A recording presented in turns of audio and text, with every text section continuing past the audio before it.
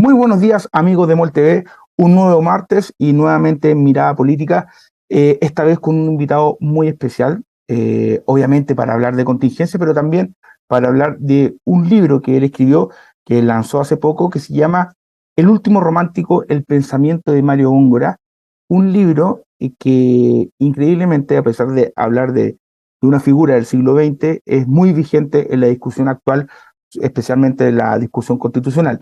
Así que bienvenido una vez más, Hugo Herrera. ¿Cómo estás? Bien, muchas gracias, Benjamín. Un gusto conversar contigo, como siempre.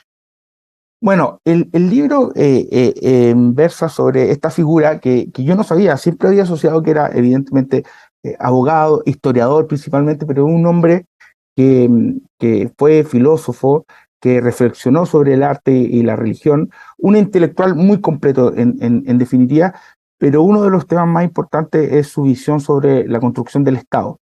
Y él fue muy crítico en los años 80 o los 70, 80, con la reducción del Estado que se impulsó con este modelo neoliberal en el gobierno militar.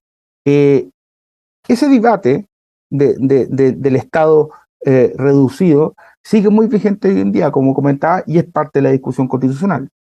Sí, sí, yo creo que, mira, Góngora tiene la gracia de que combina estudios históricos muy al detalle. Él fue un historiador, pero que estudiaba en las fuentes, en las cosas, digamos, con el estudio de autores de largo alcance, filósofos, qué sé yo, teóricos políticos. Entonces, sus diagnósticos son de largo aliento. No, no, él escribió, claro, este libro en el año 81, pero ¿qué es lo que veía? Veía problemático que en un país donde el Estado había sido tan importante para formar a la nación o darle conformación al elemento popular, a través de la educación, a través de la administración pública, a través de las Fuerzas Armadas, de pronto se empezara a retirar, como a salir de la vida social. Eh, Eso, decía Góngora, iba a tener consecuencias funestas en la conciencia cívica o política de los chilenos y le iba a restar legitimidad en el largo plazo a las instituciones políticas. Y si uno piensa, yo me hago esta pregunta, si uno piensa honestamente en la crisis del centenario, del bicentenario, por llamarla de algún modo, la crisis del 2011 y la del 2019, bueno, hay mucho de eso, hay mucho de pérdida de legitimidad de las instituciones, de una ciudadanía o un pueblo que como que estalla, pero no tiene una conciencia de responsabilidad política firme, entonces es muy voluble. Eh, es compleja, entonces tiene valor de diagnóstico. Y en ese sentido, esto lo ampliaría, porque cuando Góngora critica el neoliberalismo de Pinochet, esta crítica se inserta dentro de una crítica general que él le hace a lo que llama las planificaciones globales. Y eso él lo ve en Frey, con el discurso Mm, cepaliano, ujú, que ujú. entendía el campesinado como un contingente medio primitivo que había que industrializar y constituir al modo de un pequeño campesino alemán o francés, digamos. Después Allende con su proyecto socialista, revolucionario, muy abstracto también. Y después Pinochet con el proyecto neoliberal. Y uno podría decir, bueno, y nuestros jóvenes del Frente Amplio van un poco en la misma parada, con un discurso muy abstracto que se desentiende de la realidad concreta. Entonces, eso yo creo que es un motivo muy importante para Góngora, la importancia de lo concreto, de la situación del país, para a esa situación irle ofreciendo cauce de salida. Porque cuando tú tienes por un lado un discurso y por otro la realidad, tienes la crisis. Y hay una cosa importante, haciendo una mención a una palabra que usaste, este tema más globalista o más global. ¿Cuál es la relevancia? Porque ahora estamos frente a este debate, se reduce un poco de estado subsidiario o estado de bienestar en lo que el debate constitucional. Pero, ¿qué rol debería tener el Estado, bajo las reflexiones de Góngora, evidentemente, para la construcción de la nacionalidad o el sentimiento de patria? Que es un tema porque en la convención o el proceso anterior, se hablaba mucho de impulsar un estado de bienestar, pero a la vez se reducía o se minimizaba los símbolos de esa nación, de una nación que donde deberían caber todo, etcétera. O sea, ¿cómo se moldea bajo la mirada de Góngora esta idea de concepto de pueblo, por ejemplo? Claro, yo creo que ahí hay un asunto que es bien central, y que creo que tiene que ver con cómo tú, con un problema político fundamental, cómo tú incluyes lo particular y lo total. Porque el Estado es una totalidad, el pueblo apunta a ser una totalidad, que en él mismo tiene diversidad, diversidad étnica, diversidad histórica, la gente del norte es muy distinta que la gente del sur y todo eso, pero, pero se asume que para tú poder existir como sociedad, como tú necesitas ciertas instituciones que sean parecidas para todos, digamos. Tú puedes buscar las adecuaciones particulares a ciertos casos muy, muy particulares, pero en general se requiere la construcción de una totalidad. Y ese es un rol fundamental que debe desempeñar el Estado. Ahora, esto, dice Góngora, no significa necesariamente un Estado omnipresente en todos los ámbitos. Tampoco significa necesariamente que el Estado tenga que ser empresario. O sea, en ese sentido, Góngora no aboga por un Estado así pulpo, que irrumpa en todas partes. Lo que sí él dice, el Estado no puede renunciar es a su labor de mediación entre los intereses de los distintos grupos. Y la constitución, en el fondo, en el largo plazo, de una totalidad común en la diversidad. O sea, que haya algo, por decirlo así, que nos haga decirnos a todos chilenos y decir esto no se toca, esta constitución, supongamos que funcione bien el proceso constituyente, qué sé yo, esta constitución no se toca y los valores que están ahí son intangibles, son el acuerdo mínimo sobre el cual respecto al cual vamos a operar. Tú así construyes, en el fondo, acuerdos y la existencia de un pueblo en sentido político. Y no se conoce, esto es importante, no se conoce un sistema político avanzado en el cual no existen esos consensos fundamentales. O sea, mira tú lo que está pasando en Francia. Creo que refleja un poco la ausencia de ese consenso que tuvo Francia mucho tiempo. ¿Por qué tiene representación?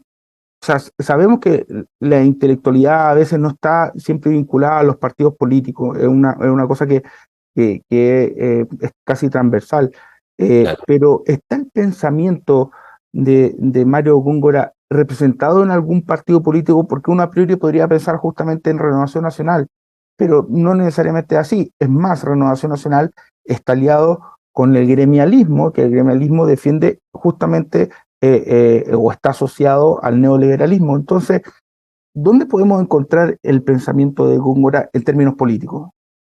Sí, mira, efectivamente esa es una pregunta difícil de responder hoy porque lo que ocurrió durante la época de Pinochet es que los gremialistas coincidieron en el fondo con los discípulos de Friedman en ciertas premisas básicas, como que hay un individuo que es primero y el Estado viene después, como que primero es la vida privada y después la vida pública, qué sé yo. Y coinciden ahí y hegemonizan la discusión en la derecha. Entonces, toda la derecha, por decirlo así, más en el sentido de un pensamiento orgánico que pensara en la construcción de nación y todo eso, quedó soslayada. Y mira, yo veo esfuerzos efectivamente, pero que son esfuerzos políticos, entonces están puestos en las luchas de intereses. A mí personalmente me llamó mucho la atención lo que venían haciendo Cristian Monkever con Mario Desbordes desde el 2014, que reformaron la Declaración de Principios, que incorporaron a Renovación Nacional a la Internacional Demócrata Cristiana, que pensaban tener un trabajo con el movimiento sindical, qué sé yo. Pero bueno, eso está en disputa en este momento porque la nueva directiva va en una dirección un poco distinta. Ahora, mi problema, más que dónde está en este momento, es debiera estar o no debiera estar, digamos. ¿No? Porque fíjate, o sea, hay algo que está haciendo Macaya, por ejemplo, y hay algo que está haciendo Chaguán, que tiene que ver con este problema. ellos están abandonando los principios más duros del Chicago gremialismo, como lo llamara Jovino Novoa. No quiero hablar en términos peyorativos, sino que el liberalismo más duro. Pero eso no significa todavía tener una ideología para los nuevos tiempos. Y por eso la derecha está en crisis, su pensamiento está en crisis, digamos. Aunque algunos quieran resucitar al muerto, tú tienes que renunciar a principios viejos, no significa tener todavía principios nuevos. Entonces, yo creo que ahí falta un proceso que es fundamental, que consiste en conocer bien, pero no a nivel electoral, sino que a nivel sociológico, a nivel paisano, digamos, bien la realidad social, para desde ahí tratar de armar un discurso. Más que agarrar un discurso que yo tenía y ponérselo a la realidad, desarrollarlo desde abajo. Y en ese sentido creo que es muy importante una consideración que uno detecta en Góngora cuando lo lee. A mí la verdad es que me impresiona, que es como el aprecio, incluso el cariño que él le tiene a los seres humanos que habitaron Chile, digamos. Él estudia a los vagabundos, él estudia, qué sé yo, no solo a las élites, la conformación de la propiedad rural. Entonces, pero hay un afecto, hay un reconocimiento de que ahí está lo importante, en esos seres humanos, y que después viene la construcción institucional. Y esa es la gracia que ha tenido el Estado en Chile, que pese a no ser el gran Estado, durante todo el siglo XIX, constituyó institucionalidad, eh, gracias más que a ideologías abstractas, a un pensamiento más concreto. Y eso es lo que él ve en riesgo con esta idea cepaliana del campesino como un bruto, digamos, o la idea marxista del trabajador como un alienado, o podríamos decir hoy día del facho pobre. ¿Qué es el facho pobre? Sino un desprecio absoluto por la realidad concreta. Eh, entonces, mientras eso no cambie, yo creo que ninguno de los partidos, y esto aplica también a la izquierda, ahí me aludí a la noción de facho pobre, no vamos a tener una buena comprensión política y principios a partir de los cuales guiar bien políticas públicas, porque tú de ahí luego haces buenas políticas públicas. Total, Perdón, total. y esto tiene tantos efectos tan concretos como en el tema de la corrupción, pues si la corrupción al final es como sentarse en el piano, es que tú desprecias a estas masas y por eso armas una estructura para, qué sé yo, financiar tu proyecto político o lo que sea. O esta idea que existía en algún momento de que Chile era un país tan pobre que había que cuidar los recursos del Estado, y por lo mismo existía esa noción de poca corrupción, porque había una conciencia de que era un país pobre. Sí, Em, claro. Está justamente, y decíamos al inicio que esto está súper contingente, porque también en este tema que ha cruzado la política, bueno, la política y también con una arista judicial, las últimas 2 o casi 3 semanas, que es el caso convenio, también está presente esta idea de sobre el tamaño del Estado, de que sí que deberían existir las fundaciones, etcétera. Entonces, trayéndote un poco a la contingencia, ¿cómo evalúas el actuar que ha tenido el gobierno en estas 2 semanas y media, en que el presidente al parecer no ha actuado, no ha estado del todo protegido, se ha expuesto o lo han expuesto, ha sido zigzagante en las decisiones que se han tomado, en las sanciones que ha habido? Y ahora con este comité o esta comisión de probidad que trata de salir al paso de lo que está ocurriendo y retomar un poco la agenda, mientras tiene a 2 ministros que están súper acosados, digamos. No, yo creo, a ver, por ponerlo como titular, digamos, yo diría que aquí le está lamentablemente lloviendo sobre mojado. O sea, ya teníamos un gobierno que después de dos derrotas electorales históricas, macizas, digamos, 62-38%, había perdido la conducción política, tenía puras reformas trancadas, todavía las tiene, no tiene conducción política, y en el fondo ahora se le suma corrupción que le pega bajo la línea de flotación, porque si algo le quedaba al gobierno de activo, era esta pretensión de ser jóvenes impolutos, digamos, de estar siendo desempeñado el gobierno por jóvenes impolutos. Y ahí, claro, yo creo que le complica, uno podría preguntarse, digamos, ¿qué le queda al gobierno a esta altura? Porque no es, claro, tú sacas los ministros, digamos, pero aquí parece haber habido una operación bien organizada, una actitud, y que yo creo que eso es importante, de cierto menosprecio a las masas, por decirlo así como antes se las concebía como campesinado atrasado. Claro, tú tienes, como eres el grupo moralmente superior con un discurso emancipatorio y que tú vas a llevar en el fondo al pueblo a su realización, lo vas a sacar de la alienación en la que está en el mercado, tú tienes derecho a hacer muchas más cosas que las que tienes si es que estás simplemente haciendo política. Esto lo ven en teoría política, el efecto moralización es fatal, porque, por ejemplo, en la guerra, cuando tú moralizas, en general puedes hacer muchas más cosas que no puedes hacer cuando no moralizas. Guantánamo requiere moralización de la guerra. Tiene que haber un eje del mal para poder tener Guantánamo y poder torturar y poder, qué sé yo, sacar a los presos de las reglas usuales del derecho de guerra. Y aquí yo veo que pasa un poco lo mismo. O sea, se ha festinado mucho con las declaraciones del ministro Jackson sobre los estándares morales superiores que ellos habían tenido. Pero, pero yo no miraría esa moralización como una mera actitud, así como buenismo, digamos, ¿ah? Como un adulto así que pretende hacerlo todo bien. No es solo eso. Eso sería un moralismo frívolo, simplemente. Aquí, detrás de ese moralismo, hay una teoría política, hay un proyecto político. O sea, no hay que olvidar, yo nunca olvido, digamos, cuando Jackson decía que andaba con Atria en la mochila. Bueno, ahí lo que se decía en esos papeles que llevaba en la mochila es que el ser humano vive hoy día bajo condiciones de alienación. Vive fuera de sí, despreocupado por sus semejantes.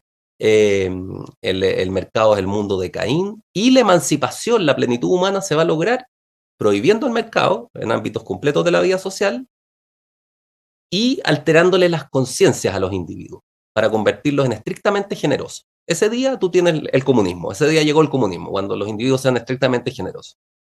Entonces ahí uno empieza a armar las piezas y como que empieza a calzar el cuadro, porque tú tienes unos tipos que están dispuestos a todo, o a mucho, digamos, más de lo usual, con tal de imponerse, porque al parecer aquí no habría solamente enriquecimiento personal, sino que también una máquina de financiamiento político, sobre todo.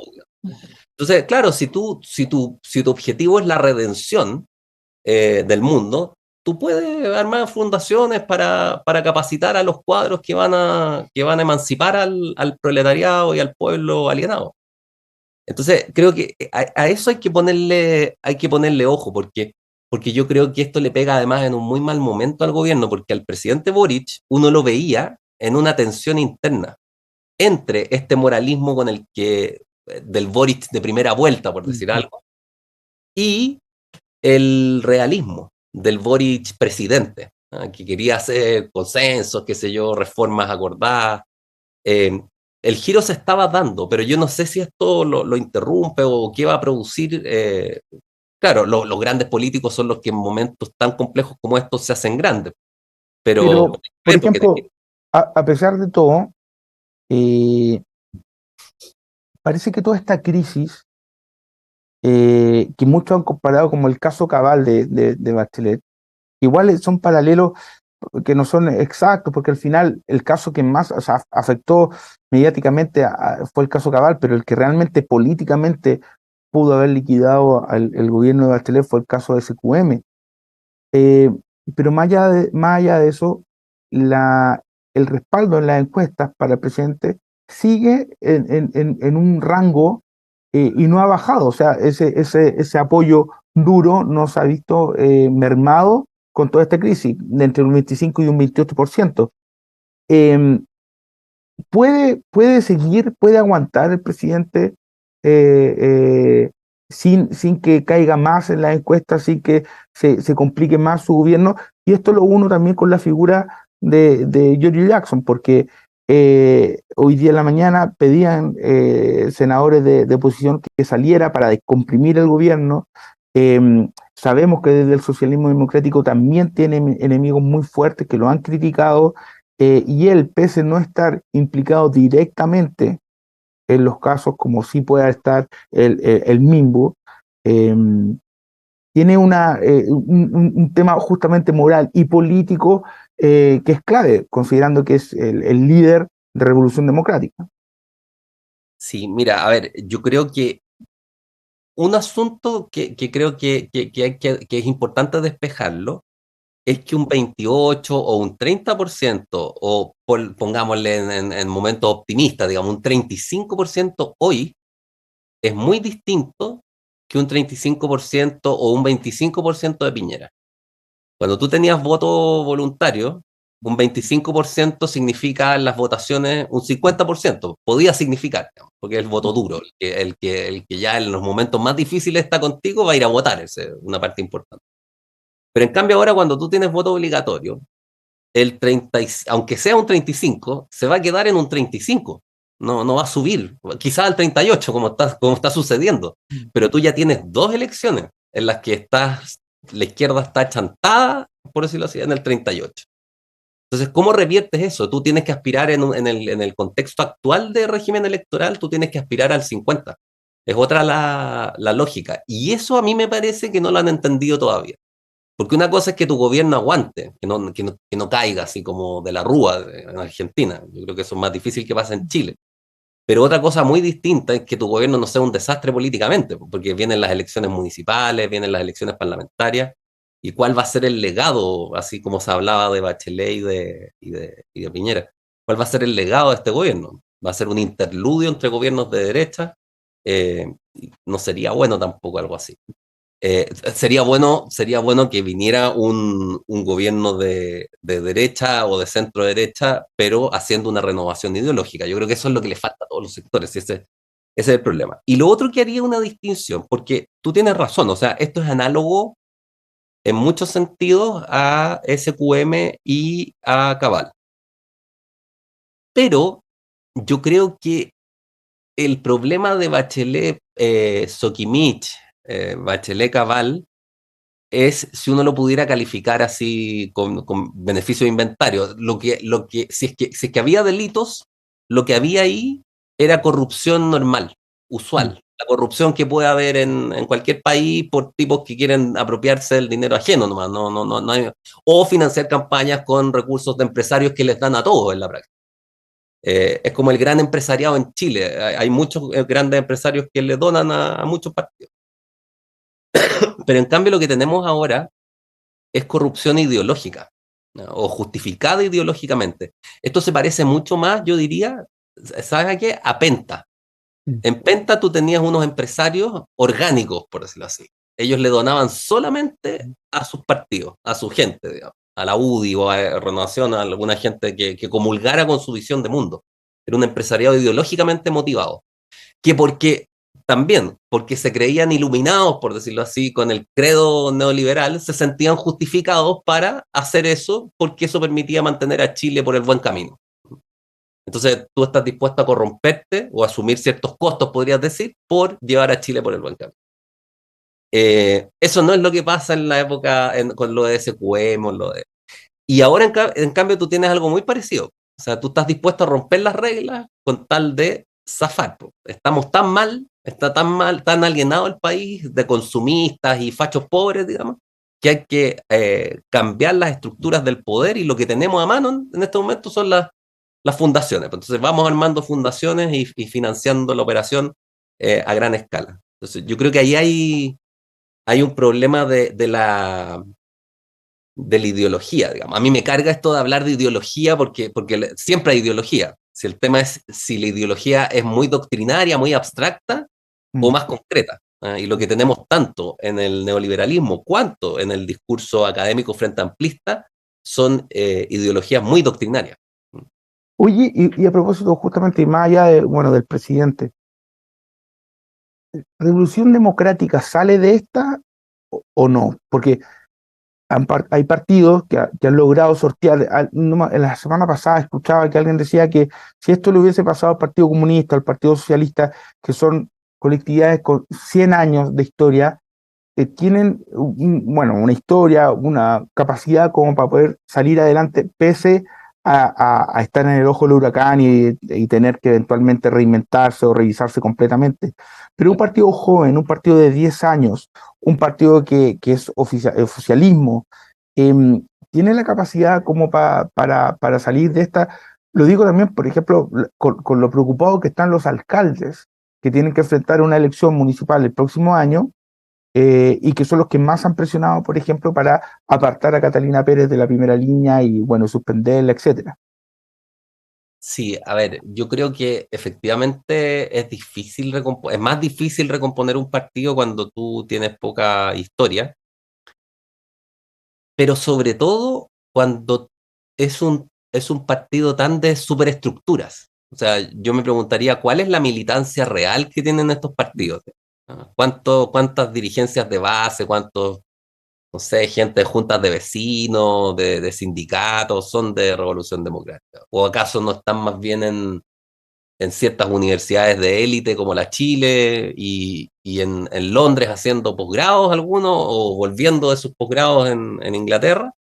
Eh, entonces, porque si el partido, mira, si el Partido Comunista le sacan la dirigencia, le sacan toda la dirigencia, que fue lo que pasó, por ejemplo, para la época de Pinochet, que barrieron con la directiva, el partido tiene cuadros y pone gente de reemplazo. Y ahí está el liderazgo de Tellier, que no será el más genial de todos, pero bueno, ha mantenido al Partido Comunista con cierto orden. Y ahí se van renovando, porque tienen cuadros claro, están de toda la vida ahí.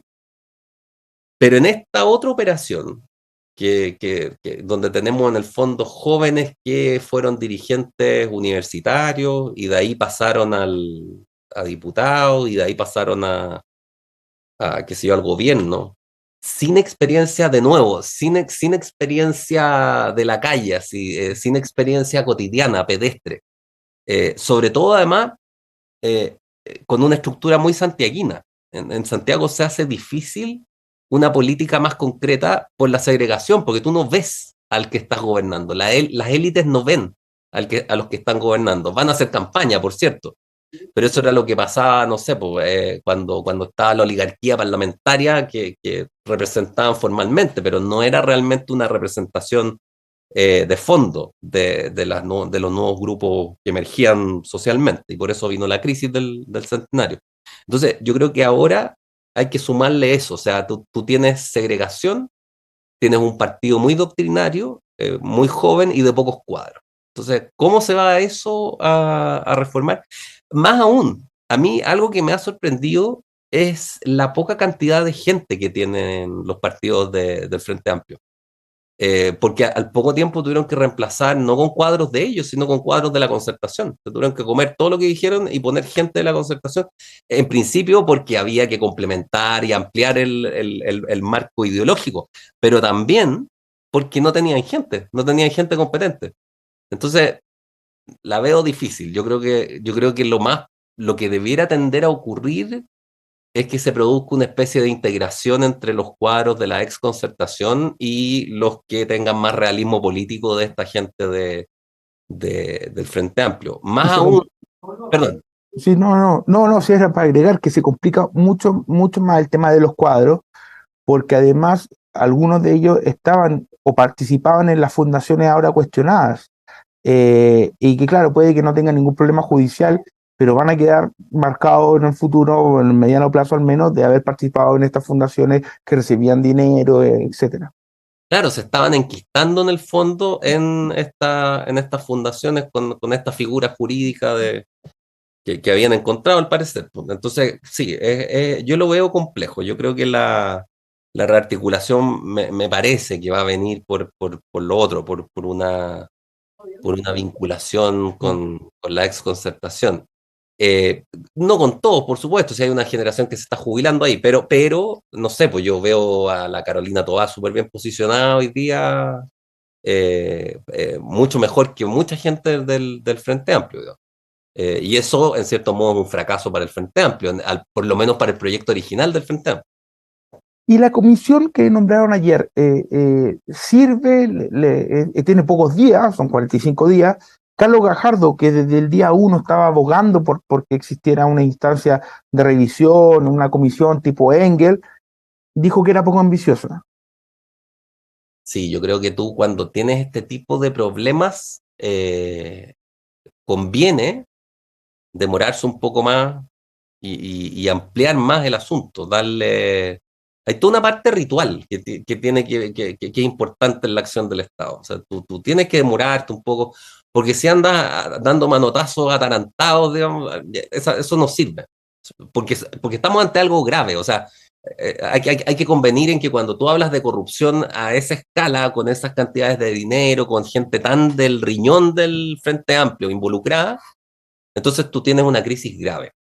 Y si la crisis es grave, bueno, la solución no puede ser apresurada, pues tú tienes que demorarte eh, y sobre todo tienes que desencadenar una agenda consensuada de reformas legislativas rápidas, que fue la gracia que tuvo la Comisión Engel, que se lograron hacer reformas. La gente probablemente no lo percibió tanto en el detalle, pero se entiende que hoy día no se sigue financiando la política como se financiaba antes de la Comisión Engel.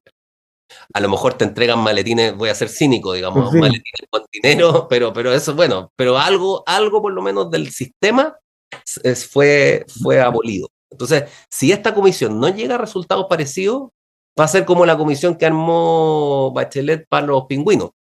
Terminó en un gas.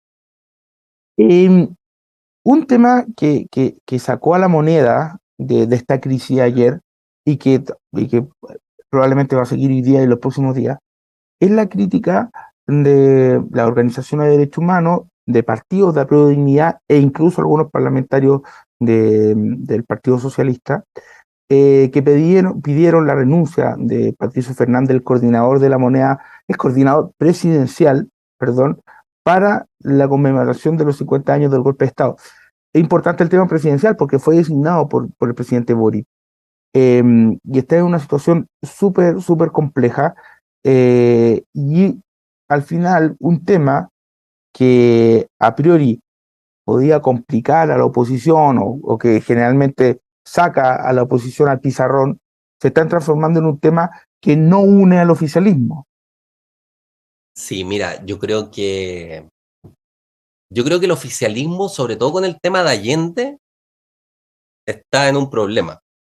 Porque pasa lo siguiente, tú puedes tener una admiración así como afectiva, media estética por Allende. Pero yo pregunto, salvo para ciertos grupos más radicalizados o fanáticos, ¿quién piensa reivindicar realmente, digamos, el legado de Allende? ¿Ah? Tal como lo estaba implementando, si lo que quería hacer Allende era llegar al socialismo real, así como en Hungría, como en Polonia, como eso era lo que él quería, como en Cuba. No quería un proyecto socialdemócrata, ni avancemos paso a paso, qué sé yo, y por una vía muy consensuada hacia reformas que mejoren las condiciones de vida de todos. No era eso. Entonces, creo que Allende es simplemente una figura estética, ¿no? Que no puede jugar ningún papel en la conformación del futuro de Chile. Eh, pero existen estos grupos más radicales, ¿no? Y uno ve entre los que están condenando a Patricio Fernández, grupos más duros. Ahora, yo creo que en lo de Patricio Fernández se combina también Pinochet. Pinochet sí que yo creo que es actual, o sea, tú vas a tener actualidad mientras tengas víctimas. Mm.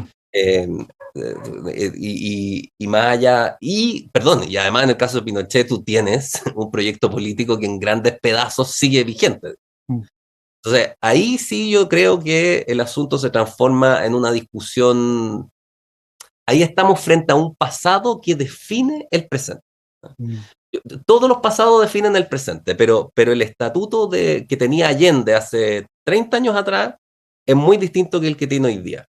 ¿Ya? Porque hoy día ese pasado es tan pasado como, no sé, como Frei, Montalva, por decir algo, ¿no? Más traumático, pero tan pasado como eso. No informa el presente. En cambio, la dictadura sí que lo informa. Entonces yo creo hay aquí un mono complejo en el fondo. Tú tienes que discernir cuánto hay aquí de radicalismo contra Patricio Fernández y cuánto hay de gente opositora a la dictadura, donde yo creo que ahí él puede encontrar una oposición de más gente que se haya molestado y que no sea tan radical. Ahora, es complejo porque cuando te quitan el piso, de nuevo, moralmente, ¿cómo te apiáis de nuevo? O sea, ¿cómo va a rearmar su relato, eh, Patricio? Yo lo veo compleja su posición, y salvo que el gobierno tomara la iniciativa y lo respaldara decididamente, y que me parece que no está entre sus urgencias en este momento, se le va a complicar el panorama. No lo veo fácil. Mira, para finalizar, quiero citar una columna que escribió Alfredo Ñoñat en el diario El País este último día, en que dice: el silencio que rodeó a esta primera estación previa al golpe de 1973, el tanquetazo, sería la prefiguración de un aniversario ya no marcado por la alegría ni por la emoción, sino por la masiva indiferencia. Él lo mencionaba un poco porque la verdad es que no generó ninguna pasión o no hubo ningún interés masivo en debatir sobre el tema ni recordarlo. ¿Cómo crees o cómo prevés que va a ser el 11 de septiembre del 2023? ¿Va a haber, más allá del tema político o de los políticos o de la élite, hay un interés de la gente realmente por debatir de este tema, por conmemorarlo, por recordar? No, yo tiendo a coincidir con John Yang. O sea, yo creo que aquí va a haber, por supuesto, tú vas a tener probablemente barricadas en sectores localizados de Santiago, digamos, pero no protestas masivas, no manifestaciones a gran escala. Actos testimoniales va a haber, seguramente. Pero como digo, ya estamos hablando del terreno más de la estética política que de la política real. O sea, no veo manifestaciones que pudieran poner en riesgo la moneda, como lo hubo en la época de Piñera, digamos, con las protestas del 2019. No veo algo así. Bueno, en política todo puede pasar, pero bajo las condiciones actuales veo muy difícil algo así. Entonces van a ser prendidas de neumáticos, qué sé yo, casi estética, ¿no? Hay que prender la hoguera como un acto así de pertenencia de la tribu, que no olvidamos a nuestros mártires, cosas de ese estilo. Yo creo que eso se mantiene. Y se va a mantener también en los museos, en los partidos que tienen víctimas, sobre todo, actos también de carácter testimonial. Pero nada que te altere la brújula política, ¿no? O sea, si ese es el problema, ¿tú qué sacas de Allende para hoy día? Esa es la cuestión. Más allá de la elocuencia de su discurso, más allá de, qué sé yo, el testimonio que dio y todo eso, pero eso es pasado. Pues como Balmaceda cuando se fue a suicidar a la embajada de Argentina e hizo su testamento político. Todo admirable, todo, qué sé yo, muy incluso patriótico en cierto sentido. Uno puede ver a alguien que más allá de los pensamientos que uno tenga respecto del suicidio, pero hay un compromiso con el país, eso no se lo puede negar uno ni a Allende ni a Ujú. Balmaceda. Pero ¿qué significa eso para hoy? Estética nomás. Hugo, te quería agradecer compartir este espacio, conversar, y quiero recomendar también el libro El último romántico, el pensamiento de Mario Góngora, que es un libro muy interesante, pero que a mí particularmente me sorprendió mucho eh, el nivel de este intelectual, que tuviese estudio en tantas cosas, filosofía, historia, pero también arte y religión. Así que recomendado, y muchas gracias, Hugo. No, muchas gracias a ti, Benjamín, por la conversación. Y efectivamente, yo respecto a Góngora destacaría que con todo ese aparato conceptual y esa caja de herramientas, por decirlo así, es un pensador muy actual. Si uno quiere entender al Chile de Totalmente. hoy, es fundamental leerlo. Sí, buena cosa. Y a ustedes, bueno, los invito a seguir acompañados en la programación de EMOL TV y informándose en EMOL. Así que nos veremos el próximo martes con otro invitado. Así que muchas gracias.